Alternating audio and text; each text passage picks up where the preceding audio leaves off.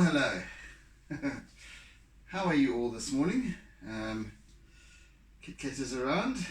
I won't pick him up. Oh, come and say hello to everybody. Say hello to everybody there. Over there, Kit Kat.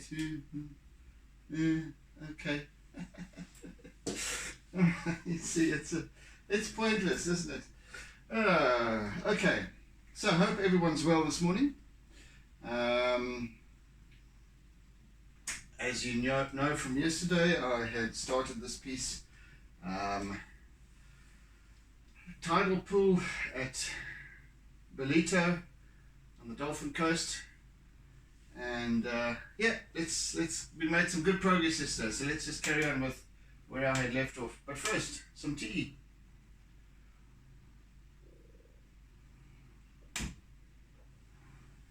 Okay. Can I just move along in here? Kit Kat, thank you. Thank you very much. Right.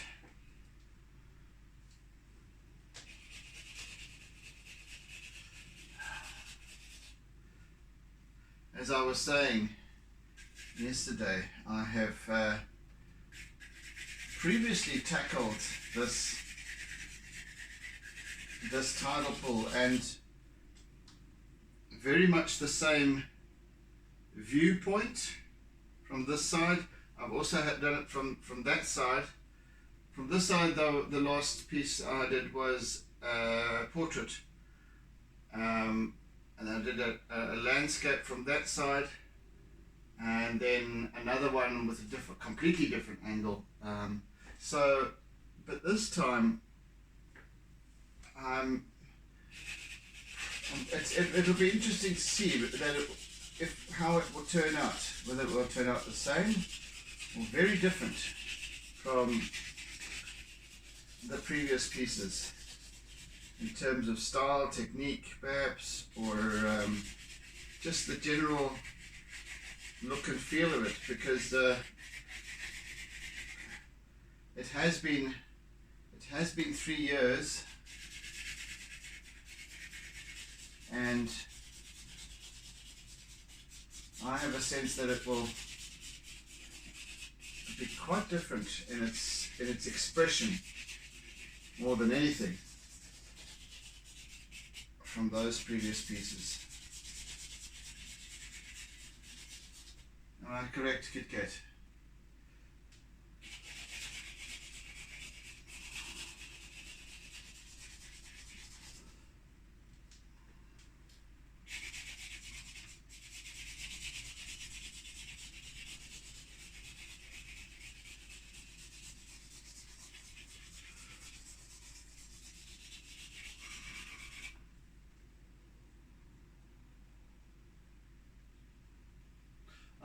I would go as far as to say that purely from a conceptual or abstract point of view, it is already different in terms of its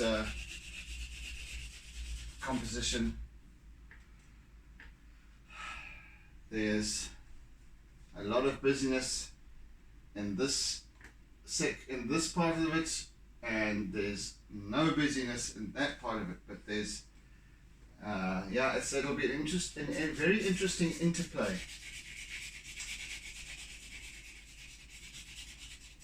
especially in terms of the mood. And before, yes, I was capturing mood, but it wasn't with the same level of understanding why, and the depth behind why I was doing what I was doing, and that really started to only emerge when I started my Facebook Live sessions at the beginning of lockdown last year.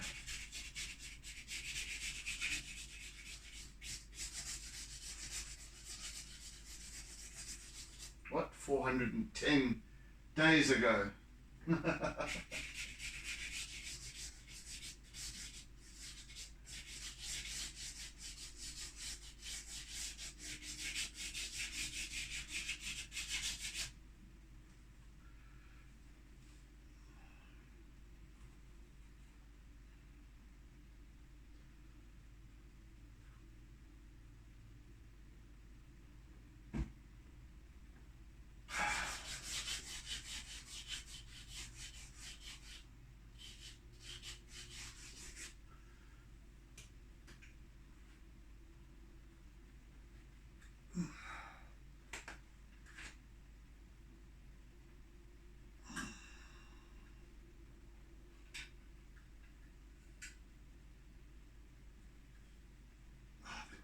them both up here. I reckon it'll hold it in place and fairly confidently.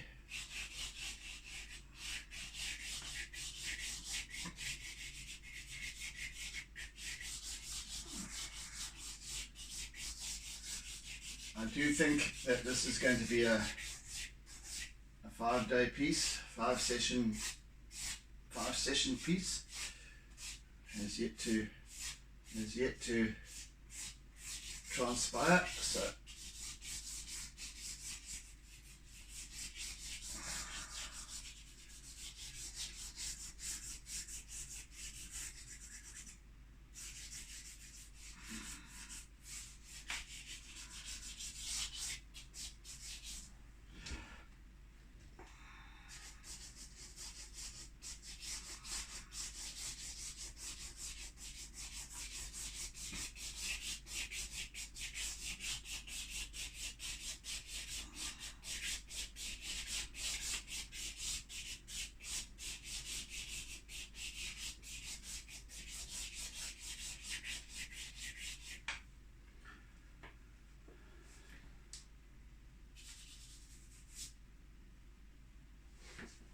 let's see if I can treat this with a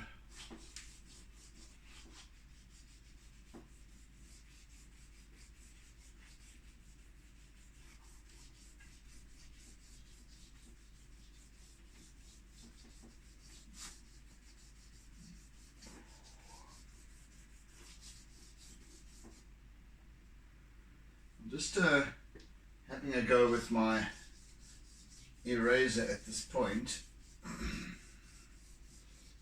just to see how well it works, because I'll be using it extensively as I go. So I'm just seeing what sort of technique emerges here, what effect emerges here that I can work with going forward. And I'm just literally squiggling around.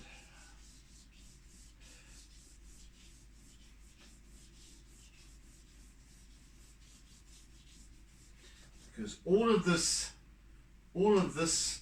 area over here, this somewhat over half the page, is purely the play of light through water on the bed of the tidal pool. So, but it changes subtly from there to here, and we've got a slight sheen of pale whitish blue over portions of this top area. So it's going to be very, very subtle. So it's not all going to be one big bland pattern over here, but it will be very, very subtle to pick up.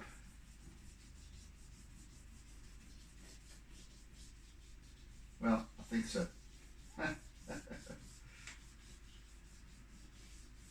As I said, I believe that the approach from the previous renditions of this subject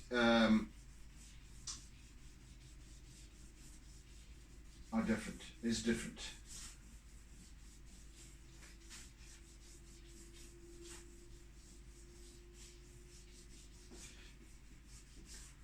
So let's see.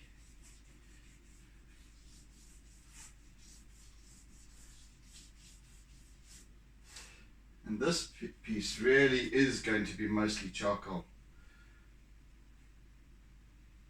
As I said, the only real colour that I'm going to be adding, besides that pale sheen on the water surface,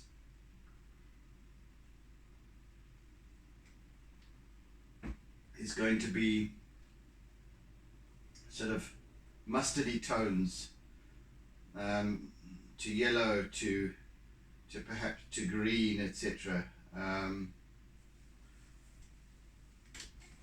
Yeah, stay with me, see how it goes. And please do me the favor of sharing my work.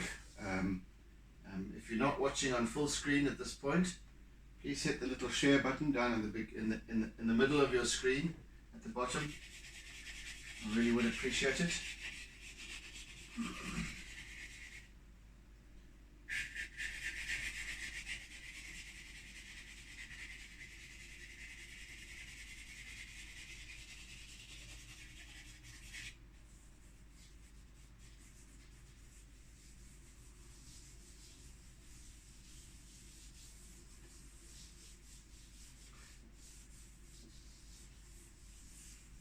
Again, I have a reference image here that I'm referring to. However, I'm not expecting this to turn out exactly the same as that, and I'm not even going to try. This artwork will be a reflection of me, because in my work, and as recognizable as my work, not a photograph, not a highly photoreal representation. It's my interpretation of this place, not that reference image, if you know what I'm saying.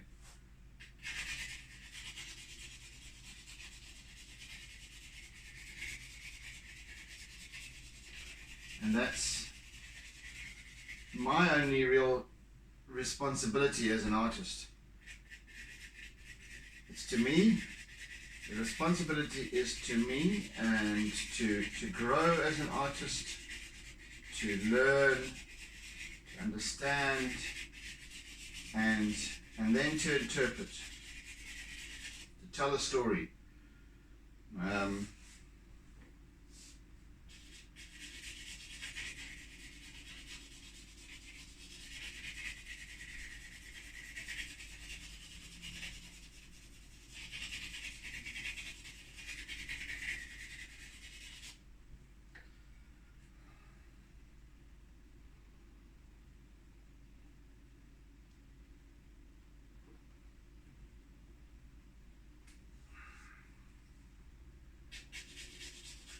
That's why I believe that we are all intrinsically artists.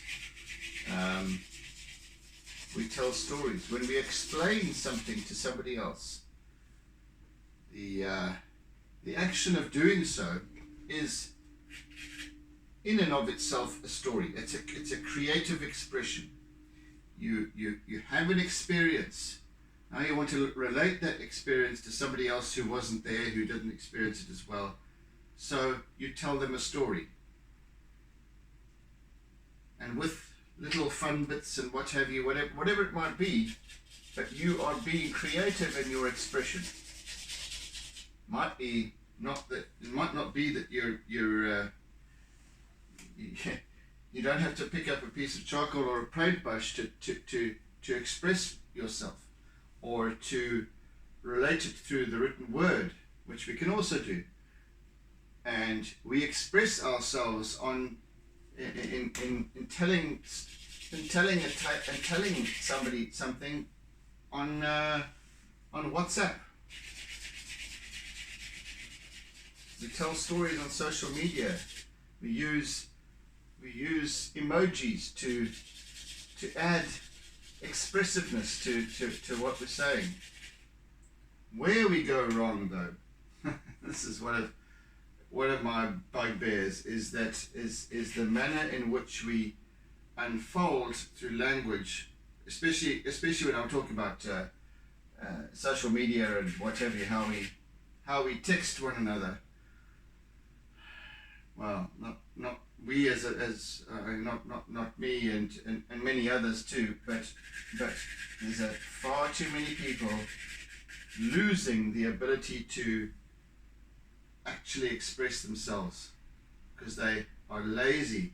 So they they express themselves with these little half words or a letter that represents a word, but it isn't, because it's just too damn lazy to add two other letters to form a word, or to add a comma or a question mark to form a question. So we get this blandness to communication.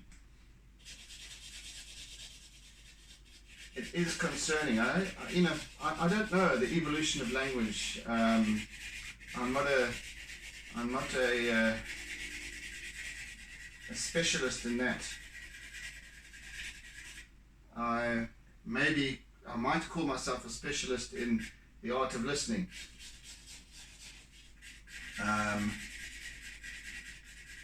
Where we listen to ourselves predominantly. Learning how to become proficient listeners. But that's different to the evolution of language, of humanity, of humankind, and how we communicate with one another. We might end up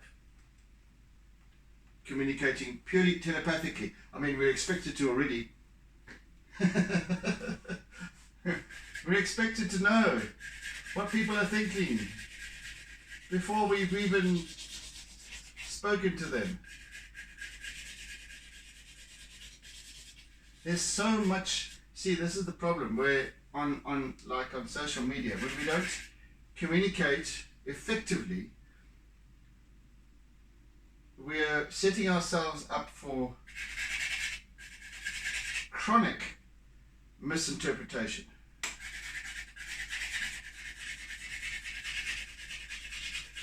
I don't know what can be done about it, but perhaps, I don't know. I really don't. I'm out of ideas.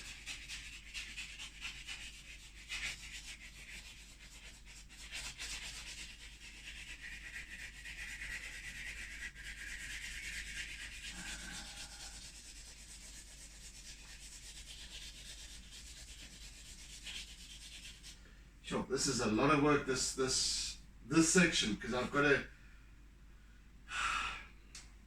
to get it to a certain level of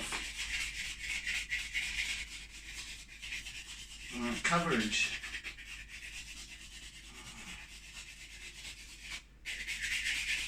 And I know I need to be consistent, not too dark all the time, and yet build it up slowly, because there's a lot of contrast. There's from the darker spots. It's all. Okay. So there's not a huge amount of contrast. It's quite subtle, if you can imagine. It's this yellowy sand on the bed of the tidal pool that's got direct sunlight shining on it. But then the water surface, which is about 2 feet above this the tidal pool bed, is what's undulating. That is what's reflecting the light, and that's what forms areas of shade and highlight on the bed of the water. Plus, we're also going to be picking up the surface of the water. This is going to be a very, very complex piece, but it's going to be awfully subtle as well. Very interesting to work on it. It's a departure from the normal seascape that I work with, in that it's not these big rollers coming in with lots of turbulent foam and churning action.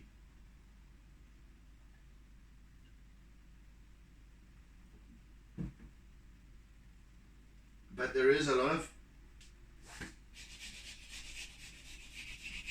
interesting light play here, and this in itself, it's like you might see. It's almost like looking into a pool, a normal swimming pool, and you see all those reflections on the bottom of the pool, especially when the sun is directly above.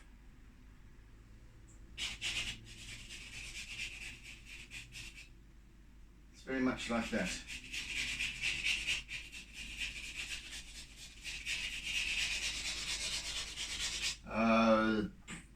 Stop it, you stupid thing.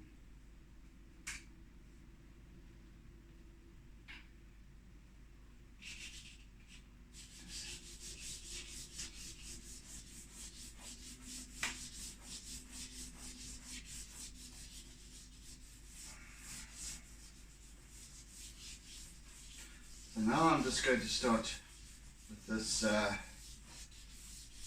end of this charcoal stick to just go around in these twirls. No, it's not going to be left like this. I'm forming the basis of these shadow areas.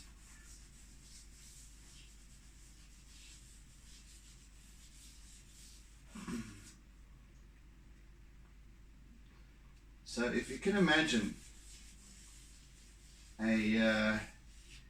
you get those windows with the sort of wavy surfaces. Sometimes they're sort of in bathrooms and things like that.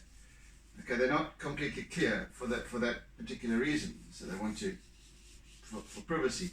But when the sun shines through those windows, the light play is different from if it was just clear glass. And a very similar thing happens here, because we've got this subtly undulating water surface that we can't even see because we're looking at the seabed, but it's there, and it's going to show up in these very subtle,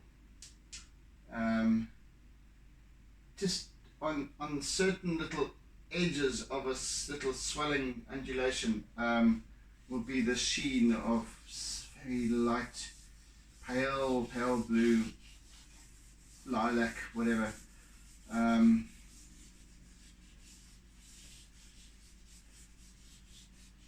really looking forward to getting to that point.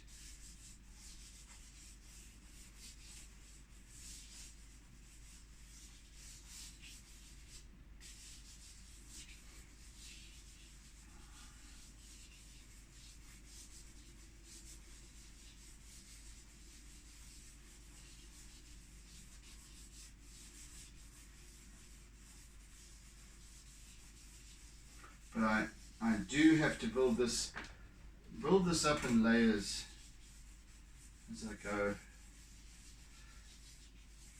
and that's what takes the time.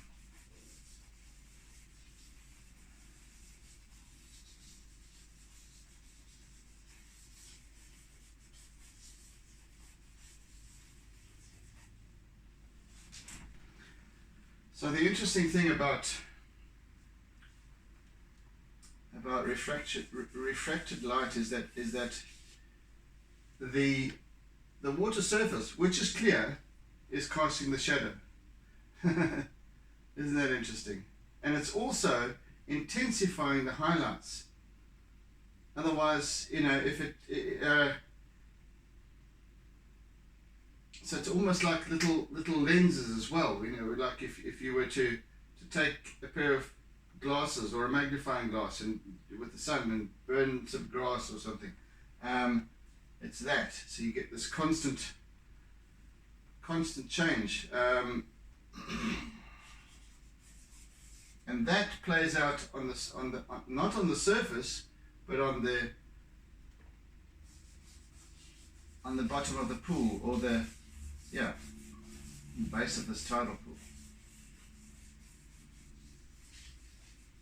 So that's picking up the undulations of the water surface, almost as if you look at the water surface from underneath, looking up. It's all this ever-changing facets.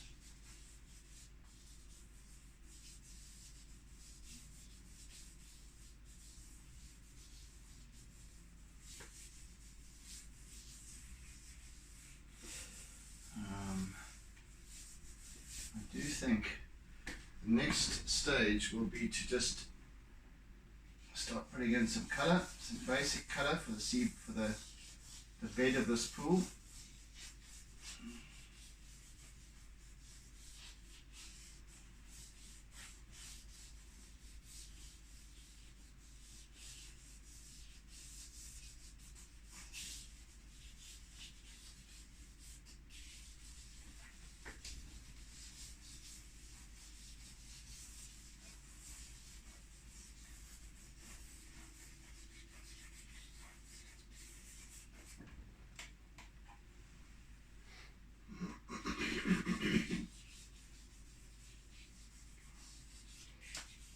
So really what I'm doing with this piece is creating an illusion. Just as much as what I've just been explaining to you, that the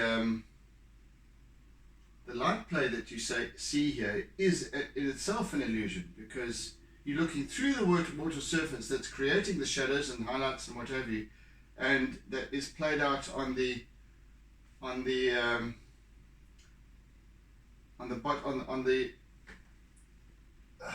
must just call it the bottom of the pool. Okay, I keep on getting all mixed up with that. So you've got this these patterns of light and shade and what have you, all playing out constantly, changing on the bottom of the pool. That is caused by the water surface, not the bottom. It's not. If there was no water, it would just be the sand that you'd see. Just bland, no patterns, nothing. It would just be the sun shining on the, just like on the beach. So you've got smooth. If you can imagine, the bottom of this pool is smooth. The sand is all smooth and lovely. It's not like a beach where you've got footprints and what have you. Because it's continuously smoothing it out. The action of the water smooths it out. But because there is water and the surface of the water is undulating, you're getting this refracted light playing out. And that's the story. That's the interesting story to this piece, eh?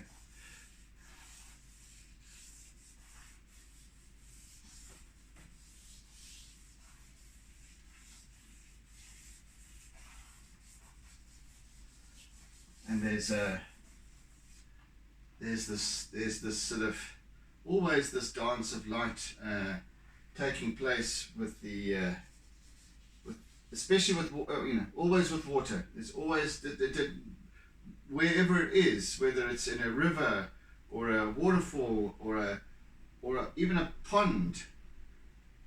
There's always this little dance going on, subtly so.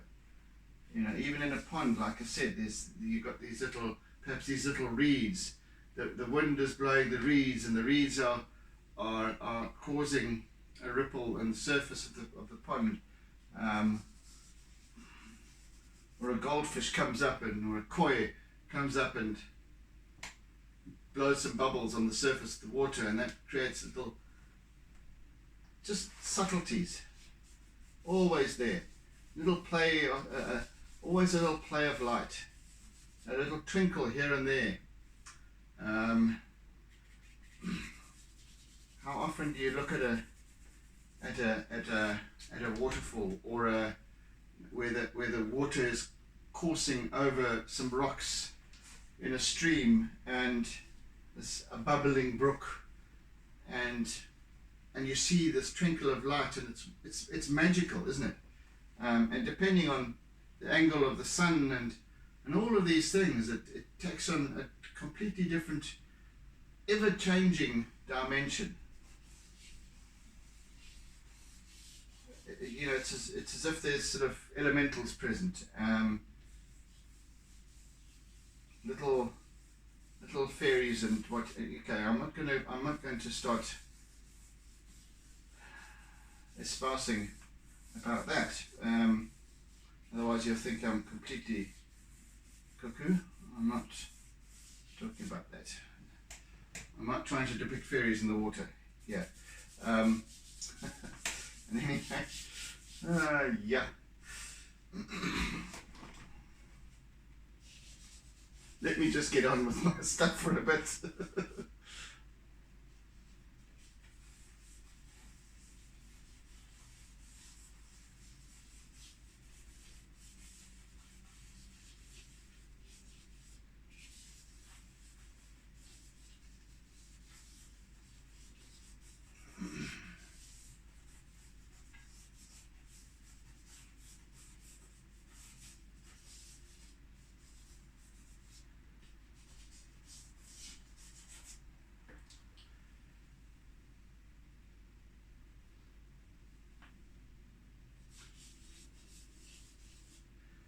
See, and then over here, from here, where we've got this the sense of ever-changing facets as the surface of the water undulates and creates these patterns of light and shade, etc.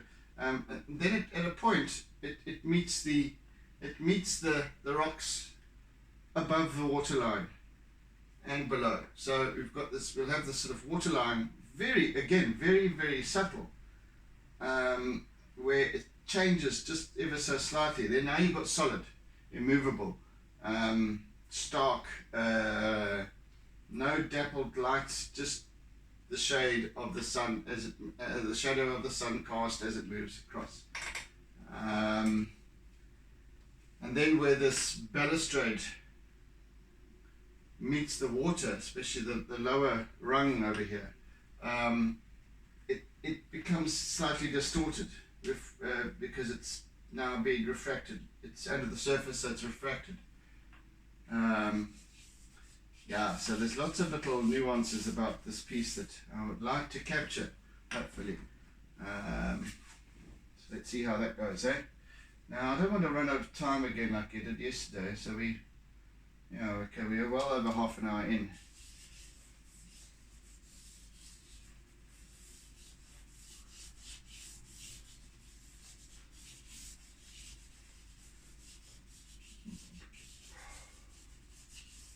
The thing that fascinates me most about water, and it's, I guess one could say the same for fire. It has this, I think all of us are affected in some way by both. Fire, even a candle, we can just look into the flame because it's never going to be the same twice. It's never ever, that flame is going to be changing all of the time. It's never ever going to see this exact same thing twice, even though it's the same candle, the same flame, the same whatever. It just changes. Even almost you could call a static flame, like a like a lamp, a lantern, or a gas burner, for example, or an arc welder, where you're using oxyacetylene or whatever.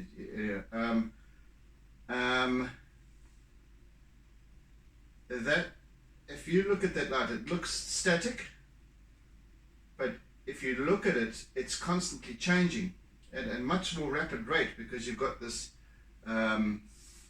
gas coming out, and it's coming out very fast. So the light changes very subtly. You get these little sparkles, and you get these little changes of hue and tone and what have you, from white to yellow to orange to, and then into the greens and blues.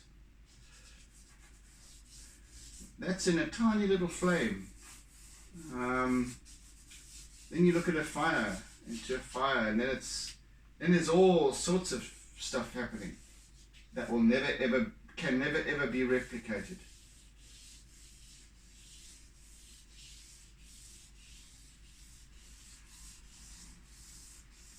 But it's, I mean, of course, nature is the same. If you look at trees or whatever blowing in the wind, and the leaves come off, and that will never be exactly the same again, because the next season you get fresh leaves and what have you, but the tree's grown.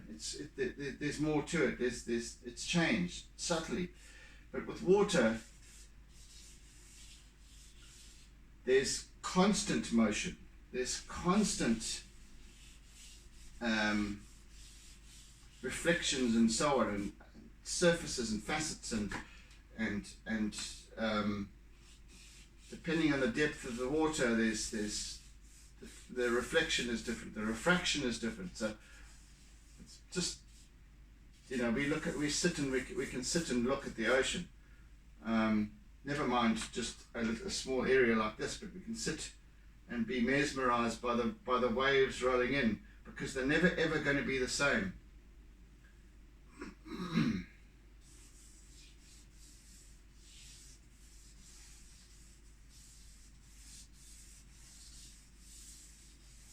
You can never say that old wave there comes in the same way, exactly the same, time after time. It's always changing. That's what's fascinating about it. I mean, a surfer sits out there at back line, waits for the right wave to come through. Well, if they were all the same, they wouldn't have to wait. They wouldn't have to judge and gauge what is going to be the ideal wave to catch, because it's always changing. They kind of have to gauge where to position themselves so they can pick up the wave without having to chase after it. So at least you can gauge kind of where to be and where the swells start to change into waves and so on. This is what observation is about. This is what creative expression is about. Even a surfer is being creative. A fisherman is being creative. You kind of, you know, you kind of judge, where are the fish going to be biting? Why? It's not about, it's you've got to have a knowing, and then that's intuitiveness. And yeah, sure, sometimes for the most part, we don't follow our intuition, just by the way, and it's because we don't observe it. We don't observe why.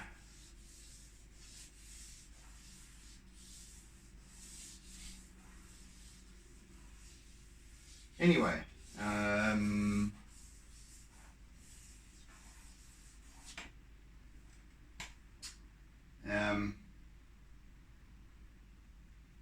yeah. Sorry. I just went. It just went. Right, let's see how this can.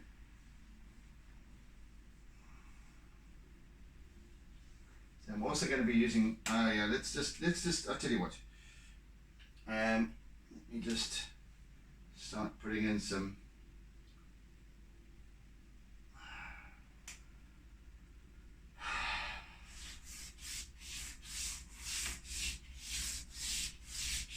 I'm not going to go full coverage on this,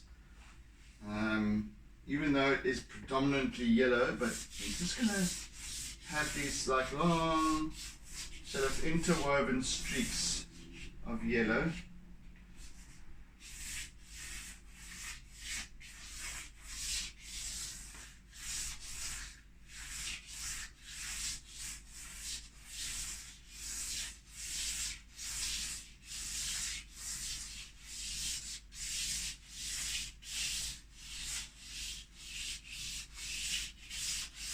And that yellow I'm just going to fade out.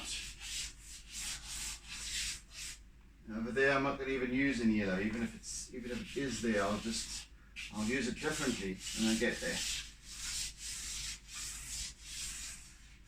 But this foreground, now we're looking more down. We're looking down at an angle of say 45 degrees or so. Even towards closer to 90 degrees, sort of 80 degrees down as we look towards our feet. And our toes would be just out of the image here, I would imagine. So as our angle of sight changes runs through this arc, so the light changes. So that's what I'm also trying to depict. And it changes from here, which is right in front of me, to there, and to there, and to there. Yeah, so this way, always. We're living in a bubble.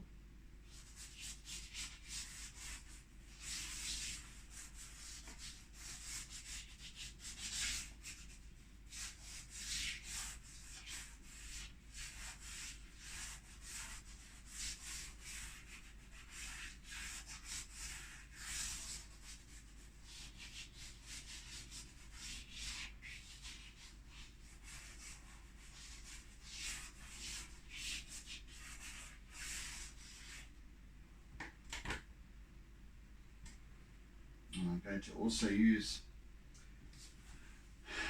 a bit of green at this point as well.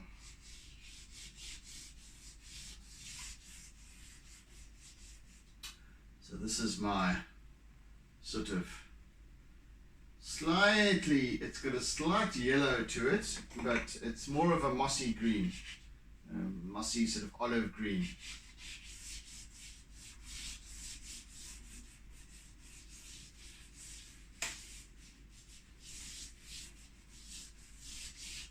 So here we are already departing from the depiction that I had done previously 3 years ago with these pieces, because they didn't have color in them. So that's the first point of departure.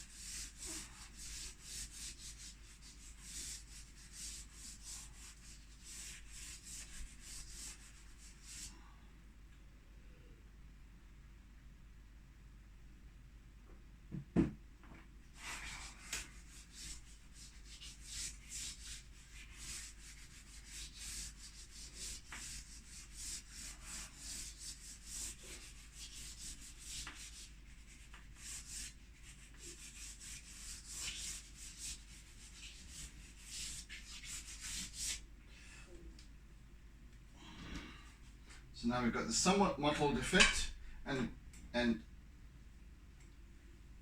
hear me on this, because this is my journey. This is my incubator, as I've called it before. This process, these sessions.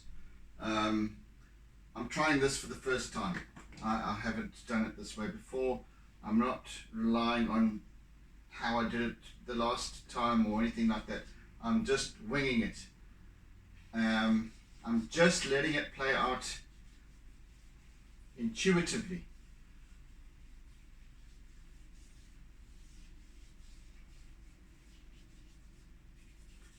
Believing that I'll simply be happy with the result. And so far so good.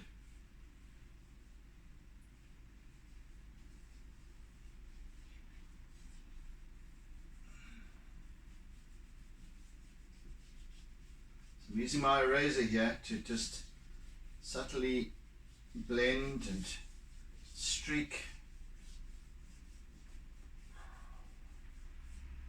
I'm feeling the undulation of the surface, and that kind of it's almost like I'm doing a hand dance. I'm feeling that little subtle changes and little yeah, I can hear the slopping water and which is very different from the crash of the waves just the other side of these boulders, on the other side of the wall to this tidal pool. Very different. So I'm feeling this. I'm feeling myself in the water, looking at this lovely glistening surface of the tidal pool. Feeling the water against my skin and rising up and down my legs, and that's how I'm expressing myself. This is the energy that I'm using to communicate this story with, and I hadn't thought of it like that way before. So yes, as I said, this is all. These Facebook, my Artsy lockdown sessions are all about learning for me, as much as it is about sharing with you guys this process, this creative process. I'm not necessarily trying to teach art. I'm trying to teach expression. I'm trying to teach observation. All of that. The art, the techniques, yes, I share the techniques and what I'm doing and why I'm doing it, etc. The techniques are peripheral.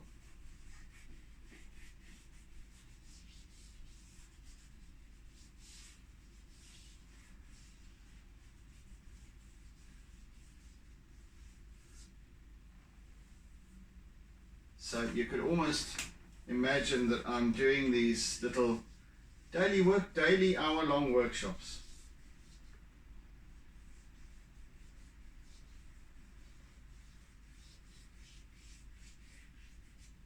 And why I do them? It's because I wanna. Because I can. Just because. As you said, Dan. Just because. Why not?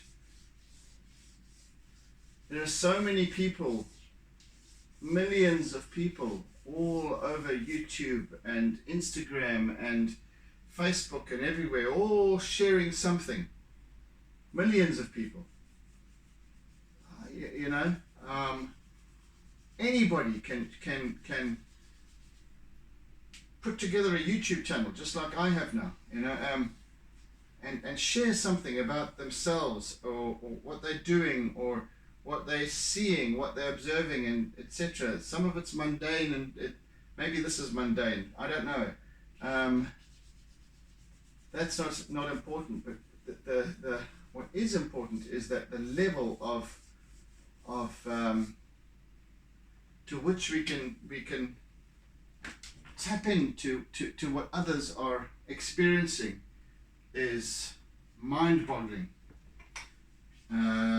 compared with, let's say, 10 years ago, 15, 20 years ago, whatever the case may be. It is mind-boggling.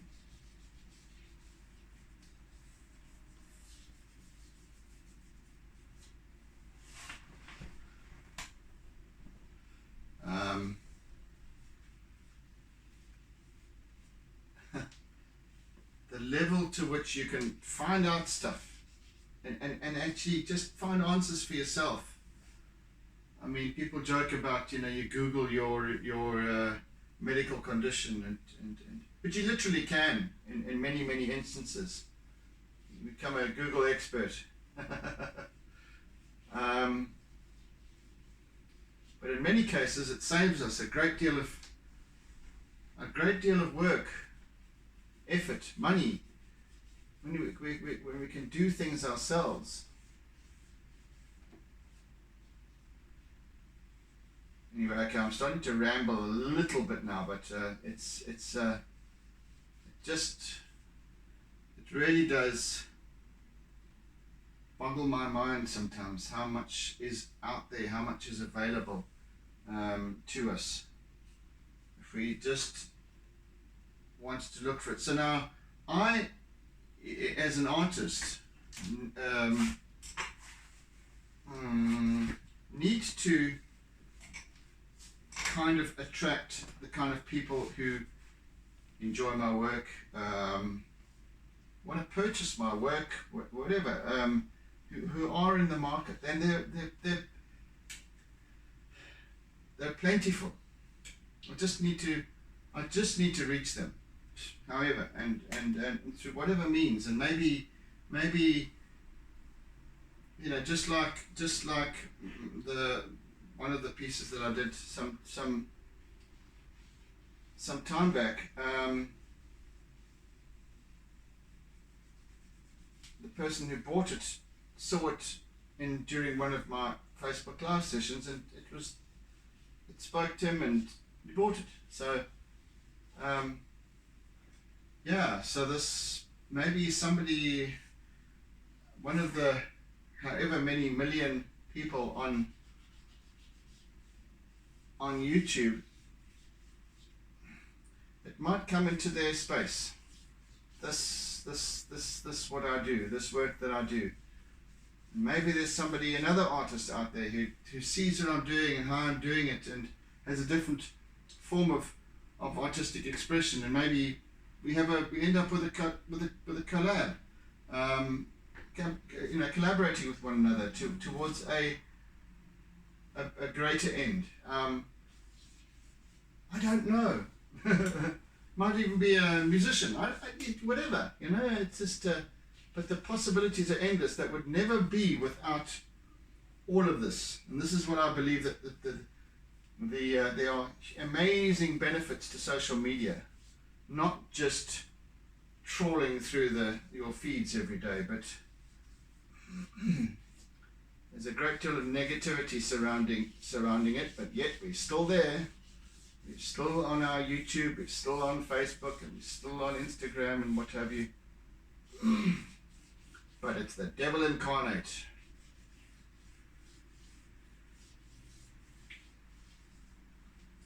Everything has its good and bad. It's the balance of the universe, isn't it?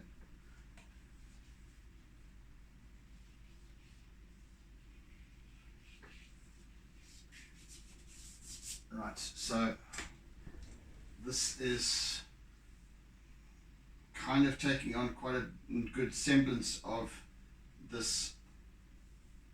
basis of this piece now. Let me come over here now and work a little bit, I reckon.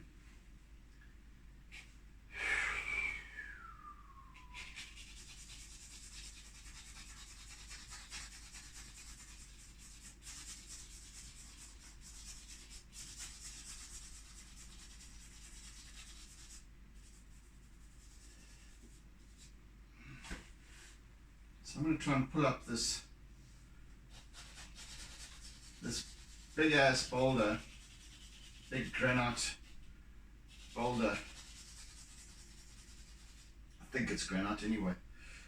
I'm going to start to define this. Now, first of all, I want to get that going, and you'll see why this I've just vaguely drawn this balustrade up until now, and I still want to, but I need to work on the background. I can use my eraser to create these nice straight lines afterwards, and then add to it to form this quite stark looking metal object. But behind that is the rock, and I don't want to be working either side of around this thing, rather work through it. So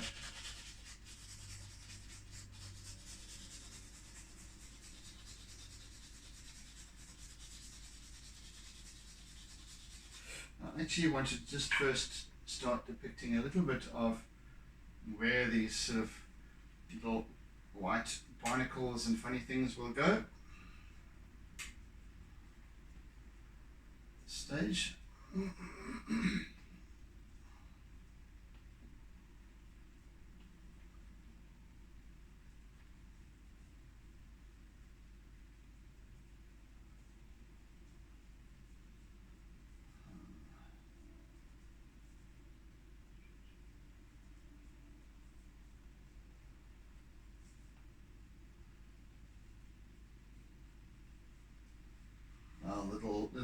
Little tiny clam shells and funny things. Whatever they are, I'm not sure, but anyway. Just very vaguely start to work them up.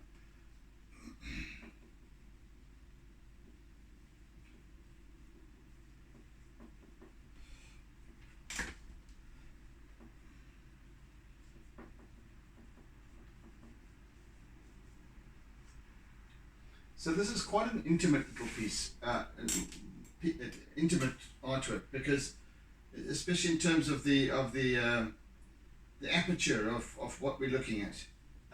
If you can imagine, so this balustrade is at hand, hip height type of thing. So we almost have slightly crouched down looking at this, and we're looking just straight up. Literally what? I mean, the top of the page here is probably, 4 or 5 meters away. We don't see beyond that up to the horizon. We're just looking there and down. There and down towards our feet. So it's a very tight aperture that we're looking at. And there's so much going on, and this is what I'm trying to get to is this by tightening the aperture of what we're seeing and what we're listening to in that, when I talk about listening, it's the same as observation. Listening is observation. We're listening with our being, not necessarily just with our ears, we're listening with our eyes, our being, our everything. And perceiving and interpreting and telling the story of what we see in thought, first and foremost, because that's how we interpret, first of all in emotion, then in language.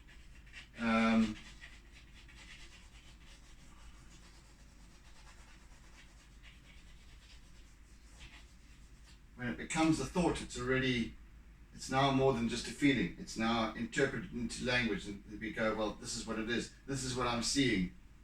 This is what I'm feeling, hearing, whatever. Listening. And the tighter we make that, we can bring it up to into microscopic proportions, and there will always be something on a grand scale in terms of wonderful detail and nuances and what have you. Always. Doesn't matter how expansive we are in terms of wonderful vistas and what have you, skyscapes and what have you, vast covering vast areas, or whether we just want to look at a square foot. Do yourself a favor.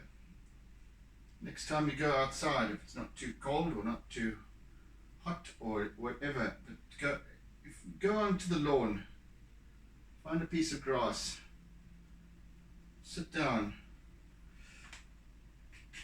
on the grass and look at a square foot in front of your eyes, and then tell me tell yourself, ask yourself, what am I seeing? If you go, I'm just seeing grass, and you get up and you bugger off, you've missed the point entirely. 9 times out of 10, we're seeing so much more. Anyway, I'm out of time again, so I'll continue that thread of thought tomorrow, that train of thought, so I'll need to remind myself. Anyway, I've gone over time again. So there I thought I had an eye on the time and didn't. Okay, guys, thank you for joining. Thank you for sharing. It's been nice working this through with you. It's a powerful experience for me, I must say. So thank you for being there. Have a fantastic day further, and be good, and oodles of a toodles. See you tomorrow. Take it easy, guys. Bye bye.